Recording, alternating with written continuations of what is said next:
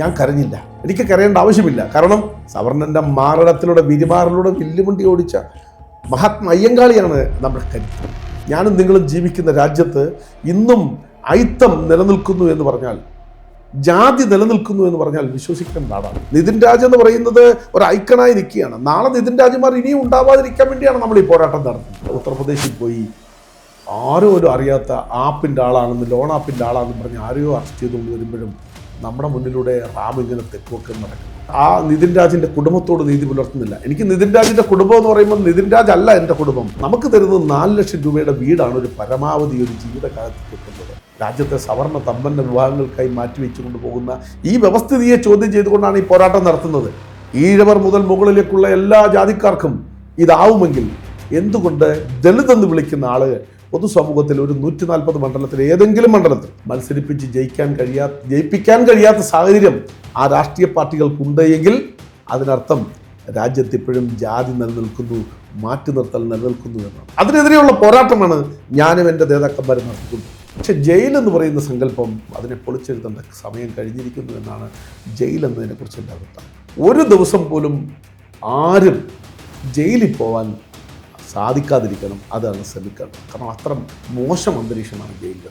അതുകൊണ്ട് തന്നെ തറയിൽ കിടക്കുക എന്ന് പറയുന്ന സങ്കല്പം ദളിതുകളെ സംബന്ധിച്ച് ഇപ്പോൾ ഇല്ല.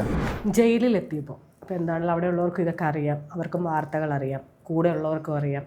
നമ്മൾ സിനിമയിലൊക്കെ ഞാൻ കണ്ടിട്ടുള്ളൂ, അങ്ങനെ ഇടവരാതിരിക്കട്ടെ.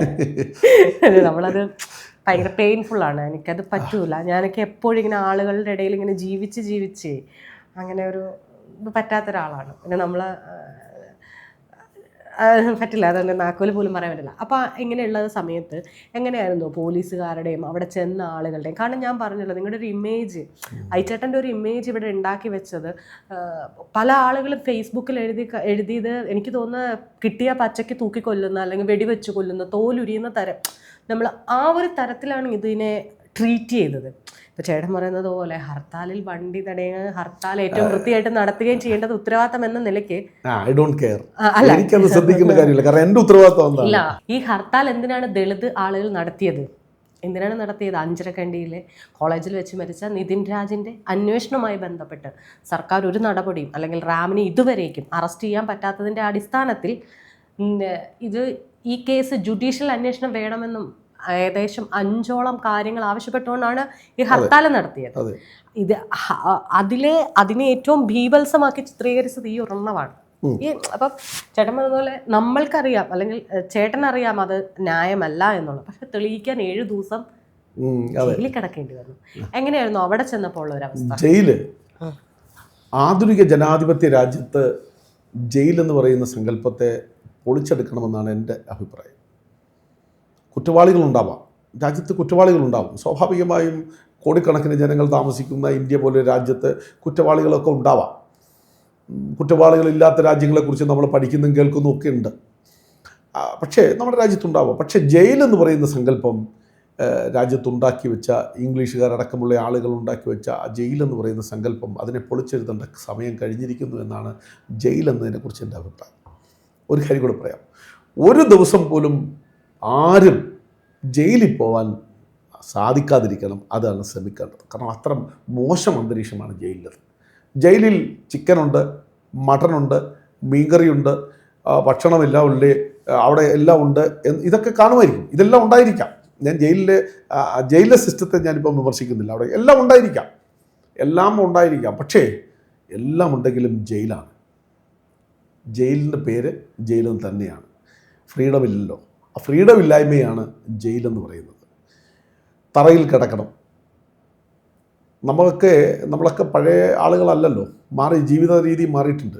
അത്യാവശ്യം ജീവിക്കാനുള്ള സാഹചര്യങ്ങളൊക്കെ നമ്മുടെ പൂർവികരും സൃഷ്ടിച്ചെടുത്തിട്ടുണ്ട്. അതുകൊണ്ട് തന്നെ തറയിൽ കിടക്കുക എന്ന് പറയുന്ന സങ്കല്പം ദളിതുകളെ സംബന്ധിച്ച് ഇപ്പോൾ ഇല്ല. ഒരു ദളിതരുടെ വീട്ടിലും അതില്ല. എല്ലാവരും മാറിയിട്ടുണ്ട്. കട്ടിലുകളും മെത്തയും ഒക്കെയുള്ള ജീവിത രീതിയിലേക്ക് മാറിയിട്ടുണ്ട്. ഒട്ടുമിക്ക വീടുകളിലും യൂറോപ്യൻ ക്ലോസറ്റ് വരെ വച്ച വീടുകളാണ്. ബഹുഭൂരിപക്ഷം വീടുകളും മാറിയിട്ടുണ്ട്. അവരും ജീവിതക്രമം മാറ്റി തുടങ്ങിയിട്ടുണ്ട്. പക്ഷേ ജയിലിൽ വളരെ വലിയ പ്രശ്നങ്ങളാണ് അതിജീവിക്കേണ്ടി വരുന്നത്.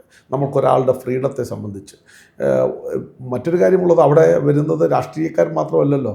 അവിടെ വിവിധ മേഖലകളിലൂടെ മോഷ്ടാവുണ്ടാവും, പിടിച്ചുപറിക്കാരനുണ്ടാവും, കൊലപാതകി ഉണ്ടാവും. അങ്ങനെ വിവിധ ആളുകളുണ്ട്. അവരുടെ എല്ലാം ഇടയിലേക്കാണ് നമ്മളെപ്പോലെ ഒരു പൊതുപ്രവർത്തകനെ കൊണ്ടു ചെന്നിടുന്നത്. ഉറക്കം, അതല്ലെങ്കിൽ കൊതുക്, അങ്ങനെ പല കാര്യങ്ങളും ഇതുമായി ബന്ധപ്പെട്ടിട്ടുണ്ടാവും. ജയിലിലെ ഒരു 24 മണിക്കൂർ എന്ന് പറയുന്നത്, അല്ലെങ്കിൽ പകൽ 12 മണിക്കൂർ എന്ന് പറയുന്നത് 36 മണിക്കൂറായിട്ടാണ് എനിക്ക് ഫീൽ ചെയ്യുന്നത്. കാരണം സമയം പോകാനെടുക്കുന്ന, നമുക്കെടുക്കുന്ന പതിയെ പോകുന്നത് പോലെ നമുക്ക് തോന്നും. ഭൂമി കറങ്ങുന്നില്ലേ, ഈ ഭൂമി എന്താ ഞാനിവിടെ വന്നപ്പോൾ ഇങ്ങനെ എന്ന് തോന്നുന്ന രീതിയിലേക്ക് ഉണ്ടാവാം.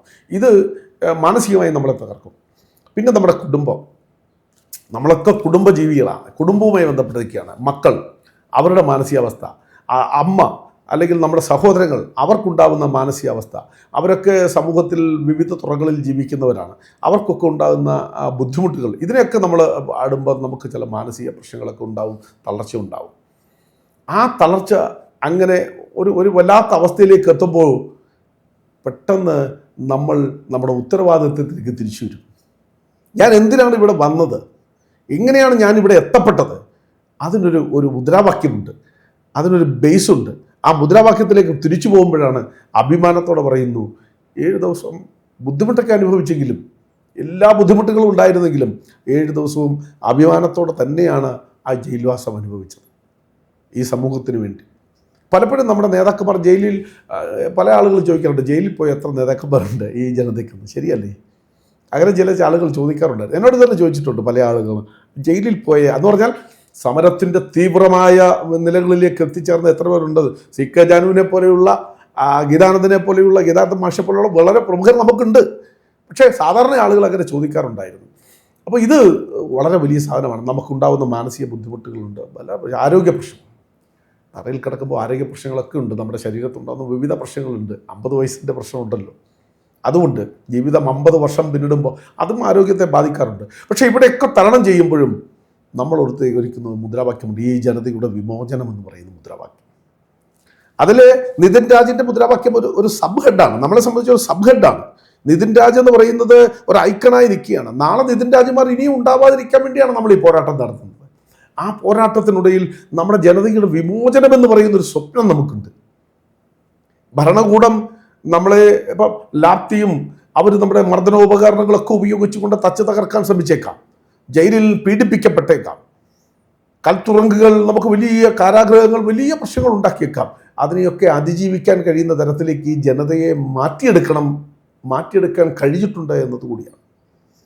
എനിക്കൊരു അഭിമാനത്തോടെ ഞാൻ പറയട്ടെ, എന്തുകൊണ്ടാണ് എനിക്ക് ഇതിനെ അതിജീവിക്കാൻ കഴിഞ്ഞത്, എനിക്ക് ഈ പ്രശ്നത്തെ അതിജീവിക്കാൻ കഴിയുന്നത്? ഞാൻ കരഞ്ഞില്ല, ഞാൻ അവിടെ ജയിലിൽ കിടന്ന് വാവിട്ട് കരഞ്ഞില്ല.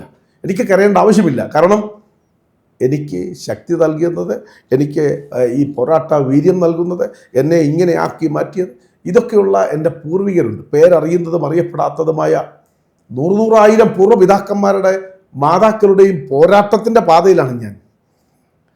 സവർണൻ്റെ മാറിടത്തിലൂടെ വിരിമാറിലൂടെ വില്ലുമുണ്ടി ഓടിച്ച മഹാത്മാ അയ്യങ്കാളിയാണ് നമ്മുടെ കരുത്ത്. ആ കരുത്ത് നിൽക്കുമ്പോൾ ഞാനെന്തിനു തളരണം? എൻ്റെ ജനത എന്തിനു തളരണം?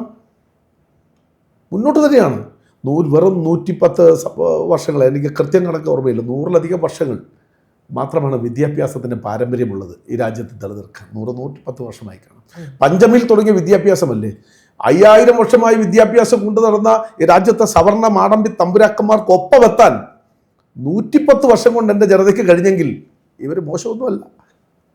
110 വർഷം കൊണ്ട് ഇത്ര എത്തിയെങ്കിൽ ഇനി ഒരു 100 വർഷം കഴിഞ്ഞാൽ നമ്മൾ എത്തേണ്ടത് എവിടെയാണ്? രാജ്യത്തിൻ്റെ സമ്പത്തിൽ, വിഭവങ്ങളിൽ മേൽ പങ്കാളിത്തം വേണം. 20% വരുന്ന ജനതയുണ്ട് ഇവിടെ. 20% വരുന്ന ദളിതെന്ന് വിളിക്കുന്ന ജനതയുണ്ട്.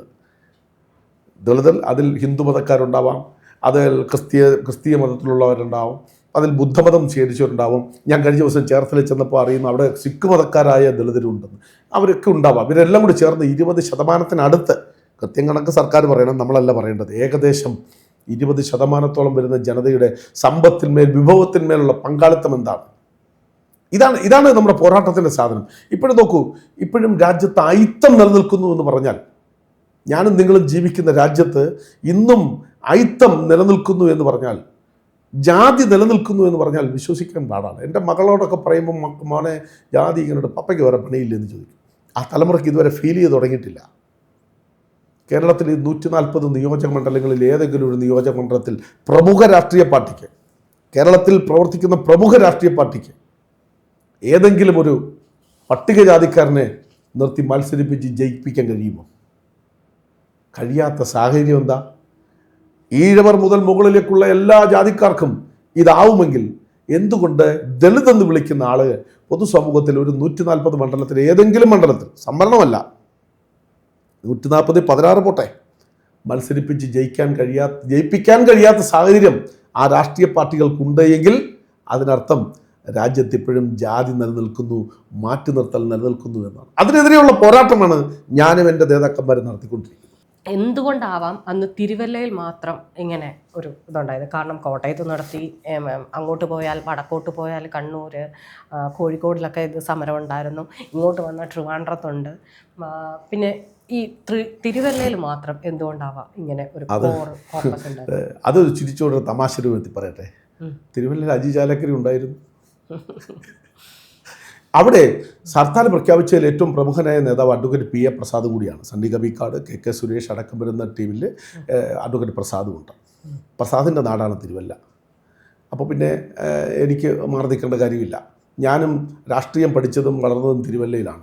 ഇവിടെ വ്യത്യസ്തമായിരിക്കണം. ഇവിടെ ഹർത്താൽ 6 മണിക്കൂർ തന്നെ, 6 മണി മുതൽ 6 മണി വരെ ഉണ്ടാവണമെന്ന് നിർബന്ധമുണ്ട്. പലപ്പോഴും പലരും ഹർത്താൽ നടത്തുന്ന രാവിലെ വന്നൊരു പ്രകടനം നടത്തി ഒരു ബസ് കടന്ന ഫോട്ടോ എടുത്ത് ആ ഫോട്ടോ മാത്രം കാണിച്ചുകൊണ്ട് പത്രത്തിലിടുകയോ സോഷ്യൽ മീഡിയയിൽ പ്രചരിപ്പിക്കുകയോ ചെയ്യുന്ന സംവിധാനമാണ് എല്ലാ ഹർത്താലുകൾക്കും നമ്മൾ കാണാറുള്ളത്. നമ്മുടെ ഹർത്താൽ അങ്ങനെയല്ല.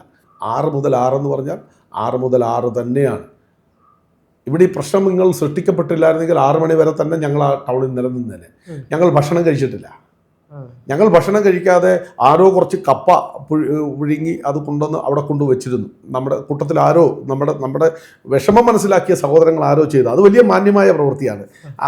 ഹർത്താലിൽ ഞങ്ങൾ മുദ്രാവാക്യം വിളിക്കുന്നതോടൊപ്പം അതേപോലെ തന്നെ തീവ്രമായ ഒരു പ്രവൃത്തിയാണ് എവിടെ നിന്ന് പോയി കുറച്ച് കപ്പ കൊണ്ടുവന്നിട്ട് ഏതോ ഗ്രാമത്തിൽ പോയി നമ്മുടെ വീടുകളിൽ നിന്നുണ്ടാക്കി അതവിടെ കൊണ്ട് കൊടുത്തു എന്നത് വലിയ കാര്യം തന്നെയാണ്. പോലീസ് ഉദ്യോഗസ്ഥരും അതാ കഴിച്ചത്. KSRTCയിൽ വന്ന പല ബസ്സുകളിൽ പെടുന്ന കണ്ടക്ടർമാർ, ഡ്രൈവർമാർ ഈ ഭക്ഷണമാണ് കഴിച്ചത്. നമ്മൾ അവരോടൊപ്പം ചേർന്ന് അവർ ആ ഭക്ഷണം കഴിച്ചിട്ടുണ്ട്. എങ്കിലും പട്ടിണിയോടെയല്ലേ, വളരെ ത്യാഗപൂർവമായ സമരമല്ലേ നമ്മൾ നടത്തിയത്? നമ്മൾ നിസാര ചോദ്യമല്ലേ ചോദിക്കുന്നത്?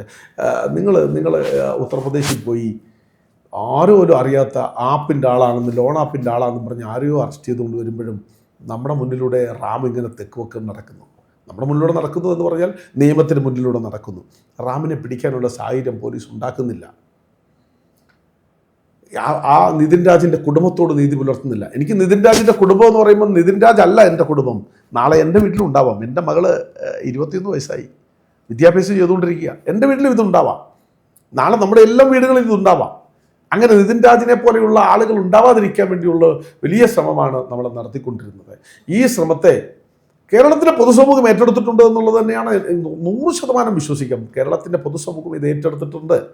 പിന്നെ എന്ത് വന്നാലും ഇവനെ ചീത്ത വിളിക്കേണ്ടി വരണം, ഇവനെ ഒന്ന് മോശമാക്കണമെന്ന് പറയുന്ന ചില ആളുകളുണ്ട്. സോഷ്യൽ മീഡിയയിലിരുന്ന് മുമ്പ് പറഞ്ഞ കമൻറ്റുകൾ, ഏറ്റവും മോശപ്പെട്ട കമൻറ്റുകൾ എഴുതുക, അവനെ തല്ലണം, അവനെ കൊല്ലണം, അവനെ പിച്ച് ചീന്തണം. ഈ പറയുന്നവനും എഴുതുന്നവനും എവിടെ നിന്നാണ് പറയുന്നത്? സ്വന്തം കട്ടിലിൽ കിടന്നുകൊണ്ടാണ് പറയുന്നത്. അവനെ എൻ്റെ കൈ കിട്ടിയാൽ ചെവിക്കലടിച്ച് പൊട്ടിക്കുമെന്ന് പറയുന്നവൻ സ്വന്തം കട്ടിലിൽ കിടന്നാണ് പറയുന്നത്, എഴുതുന്നത്, സോഷ്യൽ മീഡിയയിൽ എഴുതുന്നത്. അവന് തെരുവിലിറങ്ങി പരിചയമില്ല, അവന് രാഷ്ട്രീയം നയിച്ച് പരിചയമില്ല, അവന് സംഘടനാ നേതൃത്വത്തിൽ ഇരുന്ന് പരിചയമില്ല. എല്ലാ സുഖലോലുപതയോടും കൂടി AC മുറിയിൽ ഇരുന്നുകൊണ്ട് പറയുക, കാണിച്ചത് മോശമായിപ്പോയി, കാണിച്ചത് അങ്ങനെയായിപ്പോയി, ഇങ്ങനെയായിപ്പോയി എന്ന് പറയുന്നത്. അവർക്കിതിൻ്റെ തീവ്രത അറിയില്ല. അവർ ഈ പറയുന്ന ആളുകളെ കൂടെ നിങ്ങൾ ശ്രദ്ധിച്ചോളൂ. ഭൂരിപക്ഷവും സവർണ മേഖലയിലുള്ള ആളുകളാണ് പ്രതികരണം. ജീവിതത്തിൽ എല്ലാം നേടുന്നവരാണ്. ഞാൻ ചോദിക്കട്ടെ, രാജ്യത്ത് പലതും നേടാൻ സമരം ചെയ്തു. നിതിൻ രാജിൻ്റെ അന്വേഷണം പോലും നടത്തണമെന്ന് പറഞ്ഞുകൊണ്ട്, കൊലപാതകം അന്വേഷണം നടത്തണമെന്ന് പറഞ്ഞു പോലും നമ്മൾ സമരം ചെയ്യുകയാണ്. EWS നടപ്പാക്കാൻ കേരളത്തിൽ സമരം ചെയ്ത പാർട്ടി ഏതാ? ഏത് സമുദായമാണ് സമരം ചെയ്തത്? സമരം ചെയ്യാതെ തന്നെ അവർക്കെല്ലാം കിട്ടിക്കൊണ്ടിരിക്കുക.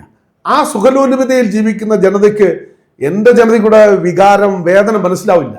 എൻ്റെ ജനതയുടെ കഷ്ടപ്പാടുകൾ മനസ്സിലാവില്ല. കാരണം അവർക്കിതെല്ലാം കിട്ടിക്കൊണ്ടേയിരിക്കുക. ജനാധിപത്യ സർക്കാരാണെന്ന് പറയുന്ന, അല്ലെങ്കിൽ പാവങ്ങളുടെ സർക്കാരാണെന്ന് പറയുന്ന സർക്കാരുകൾ പോലും EWS ഇന്ത്യ രാജ്യത്ത് ആകെ നടപ്പാക്കിയ സംസ്ഥാനം കേരളമാണ്. അത് നടപ്പാക്കിക്കൊണ്ട് അവർക്ക് ആവശ്യമുള്ളത് ഇങ്ങനെ കൊടുത്തുകൊണ്ടേയിരിക്കുമ്പോൾ എയ്ഡഡ് മേഖലയിൽ സംവരണം നടപ്പാക്കണമെന്ന് ആവശ്യപ്പെട്ടുകൊണ്ട് കാലങ്ങളായി ഞാൻ സമരത്തിലാണ്. ഞാനും എൻ്റെ ടീം, ഞാനല്ല, എൻ്റെ ടീം സമരത്തിലാണ്. പക്ഷേ അതൊന്നും നമുക്ക് തരാനുള്ളതല്ല. നമുക്ക് തരുന്നത് 4 ലക്ഷം രൂപയുടെ വീടാണ് ഒരു പരമാവധി ഒരു ജീവിതകാലത്ത് കിട്ടുന്നത്. മറ്റേത് ഓരോ ലക്ഷം രൂപയും മാസം വീട്ടിൽ കിട്ടുന്ന ജോലികൾ മുഴുവൻ രാജ്യത്തെ സവർണ സമ്പന്ന വിഭാഗങ്ങൾക്കായി മാറ്റിവെച്ചു കൊണ്ടുപോകുന്ന ഈ വ്യവസ്ഥിതിയെ ചോദ്യം ചെയ്തുകൊണ്ടാണ് ഈ പോരാട്ടം നടത്തുന്നത്. ഈ ഹർത്താലും ഈ സമരവും ഈ നിയമലംഘനവും എല്ലാം അതിൻ്റെ ഒരു ഭാഗമാണ്. അതിനൊരു മുദ്രാവാക്യം മാത്രമാണ് നിതിൻ രാജിൻ്റെ നീതിക്കായുള്ള പോരാട്ടം. ചേട്ടന് പറഞ്ഞ സമയത്ത് മുന്നേ ഇതുപോലെ ഇലക്ഷന് നിന്നിരുന്നു. 2018-19 സമയത്ത് ഇലക്ഷന് നിന്നിരുന്നു സ്വതന്ത്രനായിട്ട്. ചെങ്ങന്നൂരല്ലേ മത്സരിച്ചത്? അങ്ങനെ മത്സരിച്ചു. അന്ന് ഈ പറയുന്ന ഒരുപാട് ദളിത് വിഭാഗങ്ങൾ ചേട്ടൻ്റെ ഇതിന് വേണ്ടിയിട്ട് പ്രചരണത്തിന് വേണ്ടി ഇറങ്ങുകയും നിൽക്കുകയൊക്കെ ചെയ്തു. പിന്നീട് ഞാൻ ഈ അടുത്തിടെ കണ്ടപ്പോൾ ചേട്ടൻ VCKയുടെ കക്ഷി ആകുകയും ചെയ്തിട്ടുണ്ട്. അതായത് തമിഴ്നാട്ടിൽ ഉണ്ടായ ഒരു MP അടക്കം നമുക്കുള്ള തോൽ തിരുമാളൻ ഉള്ള ഒരു MP അടക്കമുള്ളൊരു തമിഴ്നാട്ടിലെ പാർട്ടിയുടെ ഒരു അംഗമായി ചേട്ടൻ ഇപ്പോൾ ഇവിടെ കേരളത്തിൽ പ്രവർത്തിക്കുന്നുണ്ട്. അപ്പം ഈ പറഞ്ഞ പോലെ തന്നെ രാഷ്ട്രീയത്തിലേക്ക് ഇപ്പം ചേട്ടൻ ചെങ്ങന്നൂർ മത്സരിച്ചു, ഒരു ദളിതനെ സ്വതന്ത്രമായിട്ട് മത്സരിക്കാൻ സമ്മതിക്കരുത്, അല്ലെങ്കിൽ ഈ പറയുന്ന ഒരു മറ്റൊരു സംവരണ മണ്ഡലത്തിലല്ലാതെ സ്വതന്ത്രമായിട്ടൊന്ന് വേറൊരിടത്ത് മത്സരിപ്പിച്ച് ജയിപ്പിക്കാത്തൊരു സ്ഥലത്ത് ഇപ്പോൾ ചേട്ടൻ രാഷ്ട്രീയത്തിലേക്ക് ഇറങ്ങിയിട്ടുമുണ്ട്. ഈ പറയുന്ന രാഷ്ട്രീയത്തിലേക്കും ഇപ്പോൾ ഈ 2026 കഴിയുന്നു. ഇനി അടുത്ത ഒരു ഇപ്പോൾ ഒരു പറഞ്ഞ പോലെ ഇനി അടുത്തൊരു തെരഞ്ഞെടുപ്പ് എന്ന് പറയുന്നത് 31 വരുന്നത്. എങ്ങനെയായിരിക്കാം ഒരു രാഷ്ട്രീയപരമായിട്ട് ഈ പാർട്ടി ഇപ്പം ചില പാർട്ടി ഇപ്പോൾ കേരളത്തിലേക്ക് വന്നിട്ടേ ഉള്ളൂ, എങ്ങനെയായിരിക്കാം? ചെങ്ങന്നൂർ ഇലക്ഷന് ഞാൻ മത്സരിച്ചിരുന്നു. ഇയർ പറഞ്ഞത് മെമ്മറിയിലില്ല, ഇയർ എന്തെങ്കിലും ആയിക്കോട്ടെ, മത്സരിച്ചിരുന്നു. അതിൽ നമ്മൾ മനസ്സിലാക്കേണ്ട ഒരു കാര്യം, കേരളത്തിലെ പ്രമുഖരായ അല്ലെങ്കിൽ നമ്മൾ കാണുന്ന പ്രധാന രാഷ്ട്രീയ പാർട്ടികളുടെ വാലായി നിൽക്കാൻ മാത്രമാണ് ഈ ജനതയ്ക്ക് ഇന്നലെ വരെ കഴിഞ്ഞിരിക്കുന്നത്.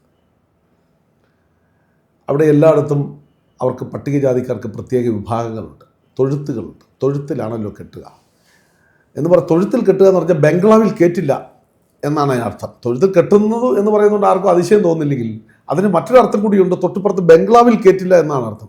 ബംഗ്ലാവിൽ കയറ്റാത്ത തൊഴുത്തിൽ കെട്ടിയ ആളുകൾക്ക് വേണ്ടി ഇവർ പ്രത്യേക സമ്മേളനത്തിലല്ലാതെ മത്സരിപ്പിക്കാറില്ല. പക്ഷേ അവരുടെ പോസ്റ്റർ ഒട്ടിക്കുന്ന പണി, അവർക്ക് വേണ്ടി വിടുവേല ചെയ്യുന്ന പണി, അവർക്ക് വേണ്ടി രക്തസാക്ഷികൾ ഉണ്ടാക്കുന്ന പണി, ജാഥയ്ക്ക് നീളം കൂട്ടുന്ന പണി, ഇതെല്ലാം ചെയ്യാൻ ഈ തൊഴുത്തിലെ ആളുകളെയാണ് ഇവർ ഉപയോഗിച്ചുകൊണ്ടിരുന്നത്. എല്ലാ പാർട്ടികൾക്കും ഉണ്ട്, അത് ഒരു പാർട്ടി എന്നല്ല, എല്ലാ പാർട്ടികളും.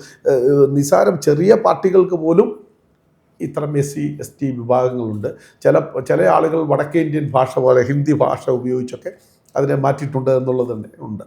ഇവരാരും ഈ സമ്മേളനത്തിനപ്പുറത്തേക്ക് മത്സരം എന്നത്, ഈ ജനാധിപത്യത്തിൽ പങ്കാളിയാകണം എന്നതിനെക്കുറിച്ച് ചിന്ത പോലും ഇല്ലാതിരിക്കുന്ന കാലഘട്ടത്തിലാണ് നമ്മൾ മുന്നോട്ട് പോകുമ്പോഴാണ് കല്ലറ സുകുമാരനെ പോലെയുള്ള വലിയ പ്രമുഖനായ നേതാക്കന്മാർ നമ്മുടെ മുന്നിലേക്ക് വരുന്നത്. കേരളത്തിൽ ഇങ്ങനെയും ഒരു രാഷ്ട്രീയം ചർച്ച ചെയ്യേണ്ടതുണ്ട് എന്ന് പറഞ്ഞൊരു സന്ദേശം കേരളത്തിലെ ജനതയ്ക്ക് കൊടുക്കുന്ന ബഹുമാനായ കല്ലറ സുകുമാരനെ പോലെയുള്ള ആളുകൾ ഇത് കാണിച്ചു തന്നു നമുക്ക് വേണ്ടി. അപ്പോഴാണ് നമ്മൾ രാഷ്ട്രീയത്തിൽ കൂടി ഇടപെടാൻ തീരുമാനിച്ചു, ഉള്ള ടീം വെച്ച് ഇടപെടാൻ തീരുമാനിച്ചു. പലതരത്തിൽ ഇടപെട്ടിട്ടുണ്ട് പല ആളുകൾ നമ്മളെ സംബന്ധിച്ചിടത്തോളം. പക്ഷെ നമുക്കിപ്പോഴും 5000 വോട്ട് തികച്ചു പിടിക്കാൻ കഴിയാതെ പോയിട്ടുണ്ട് എന്നത് വലിയ ഒരു പരിമിതിയായി തന്നെ ഞാൻ അതിനെ കാണുന്നു. മഹാനായ കല്ലറ സുകുമാരൻ സാർ പിടിച്ച വോട്ടുകളെ ഇപ്പോഴും നമുക്ക് ബ്രേക്ക് ചെയ്യാൻ കഴിഞ്ഞിട്ടില്ല. അദ്ദേഹത്തിന് മരണശേഷം എത്ര വർഷം പിന്നിട്ടിരിക്കുന്നു, എത്ര തെരഞ്ഞെടുപ്പുകൾ പോയിരിക്കുന്നു. പക്ഷേ അദ്ദേഹം പിടിച്ച വോട്ടിനെ ബ്രേക്ക് ചെയ്യാൻ നമുക്കാർക്കും കഴിഞ്ഞിട്ടില്ല. അത് അദ്ദേഹത്തിൻ്റെ മഹത്വമായി തന്നെ നമ്മൾ അതിനെ കാണുന്നു. ഇങ്ങനെ ഇരിക്കുമ്പോഴാണ് ചെങ്ങന്നൂർ ബൈ ഇലക്ഷൻ വരുന്നത്. ബൈ ഇലക്ഷനിൽ വോട്ടുകൾ ദളിതുകൾ എവിടെ വോട്ട് ചെയ്യണമെന്ന ചോദ്യം ഉയർന്നു വരികയും നമ്മൾക്കിടയിലെ ചില ആളുകളെ സ്ഥാനാർത്ഥിയാക്കാൻ ഒരു ശ്രമം നടത്തിയിരുന്നു. അപ്പോൾ ഞാനതിൻ്റെ തെരഞ്ഞെടുപ്പിൻ്റെ ഉത്തരവാദിത്വം ഏറ്റെടുക്കാമെന്ന് പറഞ്ഞാണ് ചെങ്ങന്നൂരിലേക്ക് പോകുന്നത്. തിരുവല്ല ചെങ്ങന്നൂർ ഒരു 10 കിലോമീറ്റർ ദൂരമാണ് എനിക്കുള്ളത്. അപ്പോൾ പിന്നെ 10 കിലോമീറ്റർ അടുത്തുള്ള സ്ഥലം എന്ന നിലയിൽ എനിക്ക് കൂടെ പരിചിതമായ സ്ഥലം, ബന്ധങ്ങളുള്ള സ്ഥലം, തെരഞ്ഞെടുപ്പിൻ്റെ ചുക്കാൻ ഏറ്റുപിടിക്കാൻ, അതിൻ്റെ നേതൃത്വം ഏറ്റെടുക്കാൻ, അതിന് ഏതെങ്കിലും കൺവീനറോ കോ കൺവീനറോ ആയി പ്രവർത്തിക്കാൻ ഉത്തരവാദിത്വത്തോടു കൂടിയാണ് ചെങ്ങന്നൂർ പോകുന്നത്. പക്ഷേ നമ്മൾ തീരുമാനിച്ച പലരും മത്സരിക്കാൻ തയ്യാറാവാതെ വരുമ്പോൾ, അവർക്ക് പല സാഹചര്യങ്ങൾ കൊണ്ട് അവർക്ക് മത്സരിക്കാൻ കഴിയാതെ വന്നപ്പോൾ സ്ഥാനാർത്ഥിയായി മാറേണ്ട സാഹചര്യം ഉണ്ടാവുകയാണ് അവിടെ ഉണ്ടാകുന്നത്. അതല്ലാതെ ഞാൻ അവിടെ മത്സരിക്കണമെന്ന ആ മുൻവിധിയോടുകൂടിയോ അവിടെ പോയതല്ല. ദളിത് ഐക്യസമിതി എന്ന പേരിലാണ് നമ്മളവിടെ മത്സരം കണ്ടക്ട് ചെയ്തത്. ഈ ഹർത്താൽ നടത്തിയ ബഹുഭൂരിപക്ഷം സംഘടനാ സംവിധാനങ്ങളും അവിടെ വന്നിരുന്നു. പക്ഷേ ഒരു പ്രശ്നം എന്നറിയോ, ചെങ്ങന്നൂരിലെ നമ്മുടെ സംഘാടനത്തെ അവിടെ നമുക്ക് കാര്യമായി ഉപയോഗിക്കാൻ കഴിഞ്ഞില്ല. വന്ന ആളുകളെല്ലാം പുറത്തുനിന്നാണ്, ഞാനടക്കം. പുറത്തുനിന്ന് വന്നതായതുകൊണ്ടും അവിടെയുള്ള സംവിധാനങ്ങളെ ഉപയോഗിക്കാൻ കഴിയാതായതുകൊണ്ടും അവിടെ നമുക്ക് പരാജയമല്ല, കാര്യമായി പെർഫോം ചെയ്യാൻ കഴിഞ്ഞില്ല എന്ന് തന്നെ വേണം പറയാൻ. അതുകൊണ്ട് തന്നെ ഞാൻ ആ മത്സരരംഗത്ത് അങ്ങനെ നിൽക്കേണ്ടി വന്നിട്ടുണ്ട്. അത് ബോധപൂർവം മത്സരിക്കാൻ വേണ്ടി സമയമെടുത്ത് പോയതല്ല. പക്ഷേ ഞാൻ മനസ്സിലാക്കി ഒരൊറ്റ പഠനം കൊണ്ട് മനസ്സിലാക്കിയത് ബൂത്ത് കമ്മിറ്റികളില്ലാതെ ഇനിയൊരു മത്സരം പാടില്ല എന്നാണ് എൻ്റെ അഭിപ്രായം. ഇപ്പം ഇന്ത്യയിലെ ദേശീയ പാർട്ടിയായ മൂന്നാമത്തെ ദേശീയ പാർട്ടി കേരളത്തിൽ ദളിതുകളുടെ നേതൃത്വത്തിൽ നടന്നു പോകുന്നുണ്ട്. അവരെല്ലാ തെരഞ്ഞെടുപ്പിലും മത്സരിക്കുന്നുണ്ട്, ഇത്തവണയും മത്സരിച്ചിരുന്നു. പക്ഷെ അവരോടും എൻ്റെ സന്ദേശം, എൻ്റെ അനുഭവം, ബൂത്ത് കമ്മിറ്റികളില്ലാതെ മത്സരിക്കരുത്. 200 ബൂത്ത് കമ്മിറ്റികളുണ്ടെങ്കിൽ ഏറ്റവും കുറഞ്ഞത് 150 ബൂത്തിലെങ്കിലും ആളുണ്ടെങ്കിൽ മത്സരിക്കാവുള്ളൂ. കാരണം നമ്മുടെ നോട്ടീസ് കൊടുക്കണം, നമ്മുടെ അഭ്യർത്ഥന കൊടുക്കണം, നമ്മുടെ പോസ്റ്ററുകൾ അവിടെ പതിയണം, നമ്മുടെ ഫ്ലെക്സ് ബോർഡുകൾ അവിടെ പതിയണം, അവിടെ വെക്കണം. അങ്ങനെ പല സംവിധാനങ്ങൾ ഈ തെരഞ്ഞെടുപ്പുമായി ബന്ധപ്പെട്ടുണ്ട്. ഇതൊന്നും നമ്മളുണ്ടാക്കിയതല്ലെങ്കിലും ചില കീഴ്വഴക്കങ്ങൾ നമ്മുടെ രാജ്യത്ത് നിലനിൽക്കുന്നുണ്ട്. അതൊക്കെ നമുക്കിത് ചെയ്യേണ്ടതുണ്ട്. അതൊക്കെ ചെയ്താൽ മാത്രമേ ഓരോ വീടുമായി സ്വാധീനം വേണം. ഒരു ബൂത്തിൽ 200 വീടുണ്ടെങ്കിൽ ആ 200 വീടുമായി ബൂത്ത് കമ്മിറ്റിയിൽ പ്രവർത്തിക്കുന്ന ആളുടെ ഒരു ബന്ധമുണ്ടാവണം.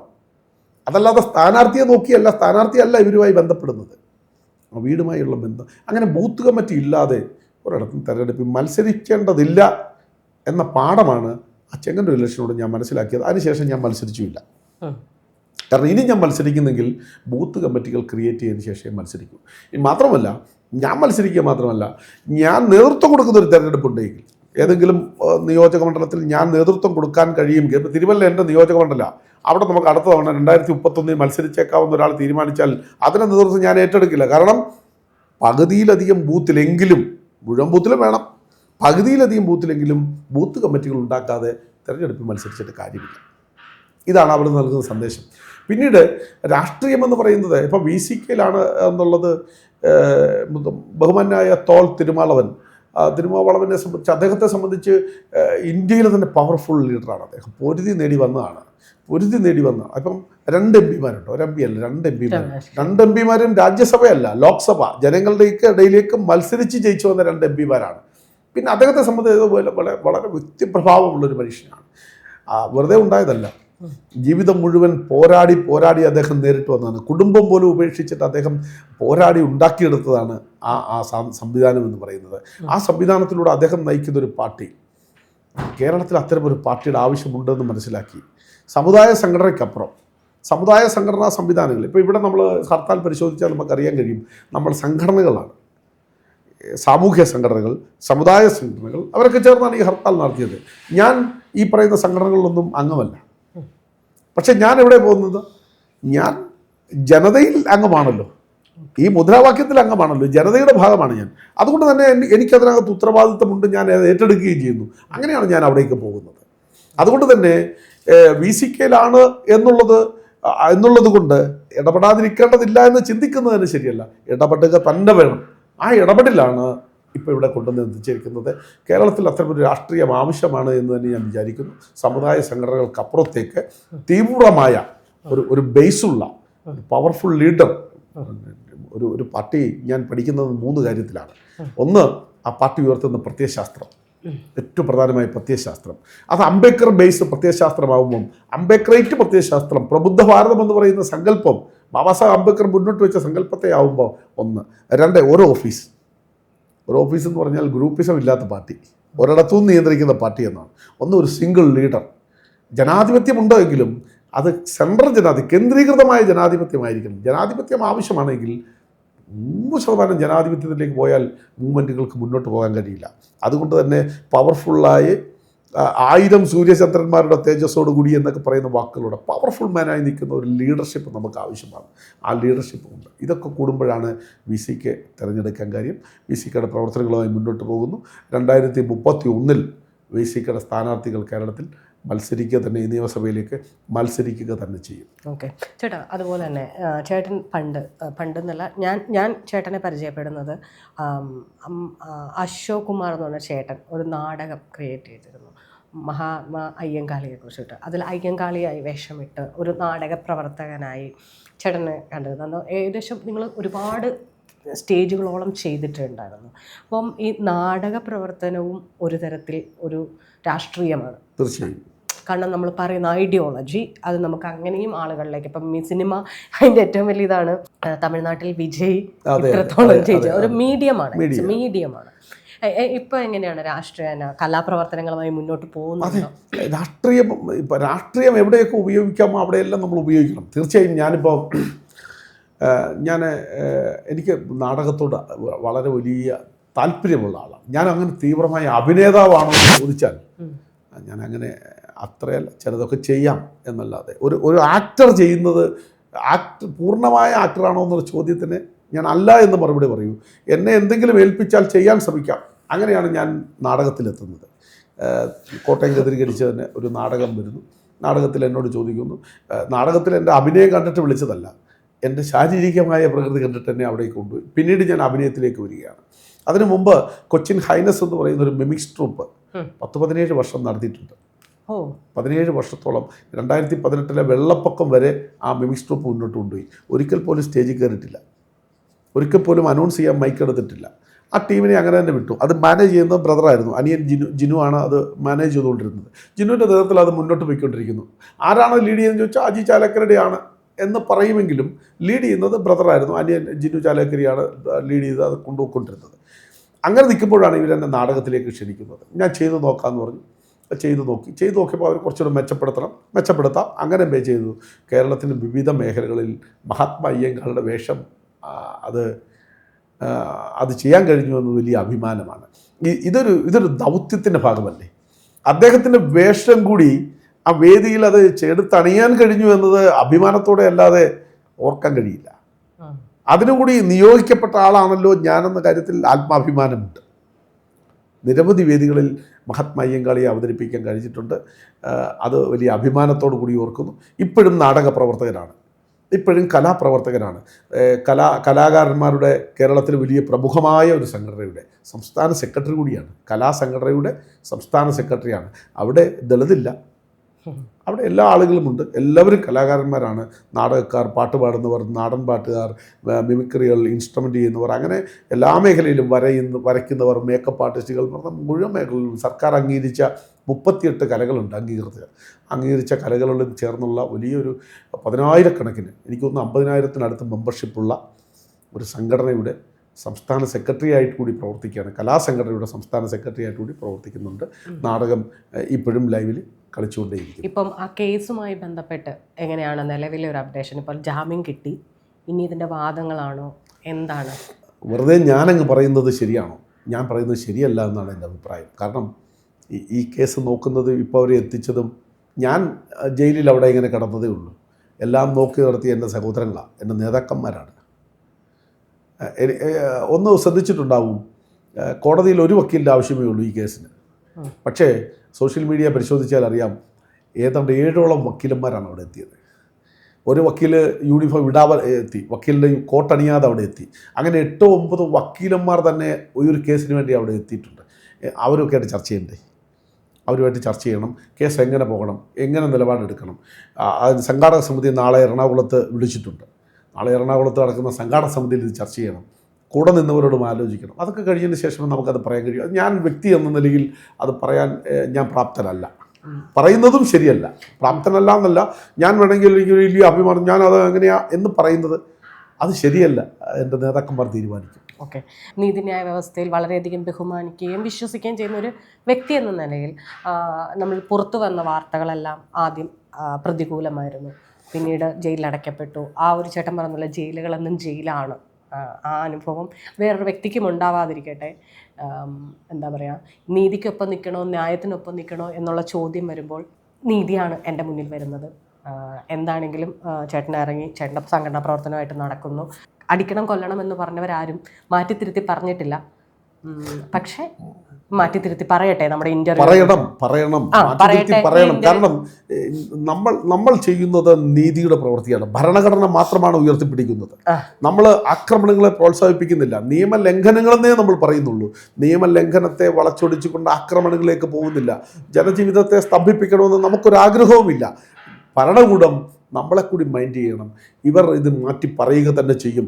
അജിയം ചാലക്കരി എന്നറിയപ്പെടുന്നയാൾ ഇതാണ് ശരി, അദ്ദേഹത്തോട് പറഞ്ഞത് ശരിയായില്ല എന്ന് പറയാനുള്ള സാഹചര്യം നമ്മൾ ഉണ്ടാക്കുക തന്നെ ചെയ്യും. കാരണം അതാണ് ഇനി മുന്നോട്ടുള്ള നമ്മുടെ പ്രവർത്തനങ്ങളിൽ ശരിയായ വീക്ഷണത്തിൽ, ശരിയായ പ്രവർത്തനത്തിൽ ഈ ജനതയ്ക്കൊപ്പം ഞാൻ ദളിത് സംഘടന മാത്രമല്ലല്ലോ ചെയ്യുന്നത്. ദളിത് സംഘടനത്തിൽ മാത്രമല്ല, VCK പോലെ ഒരു പൊതു പ്ലാറ്റ്ഫോമിൽ അവിടെ എല്ലാ ജാതി വ്യവസ്ഥകളും ഉള്ള സംവിധാനങ്ങളാണ്. ആ പ്ലാറ്റ്ഫോമിലാണ് ഞാൻ നിൽക്കുന്നത്. എല്ലാ ആളുകളുമായി ബന്ധപ്പെട്ട് പോകണം, തിരുത്തുക തന്നെ ചെയ്യും. എന്താണെങ്കിലും മീഡിയയുടെ ഭാഗത്തുനിന്നുണ്ടായ ഒരു തെറ്റിദ്ധാരണകൾ എൻ്റെ മീഡിയ വഴി ശരിയായി ഭവിക്കട്ടെ. Okay, thank you. നന്ദി, സ്നേഹം. ജയ് ഭീം. ജയ് ഭീം.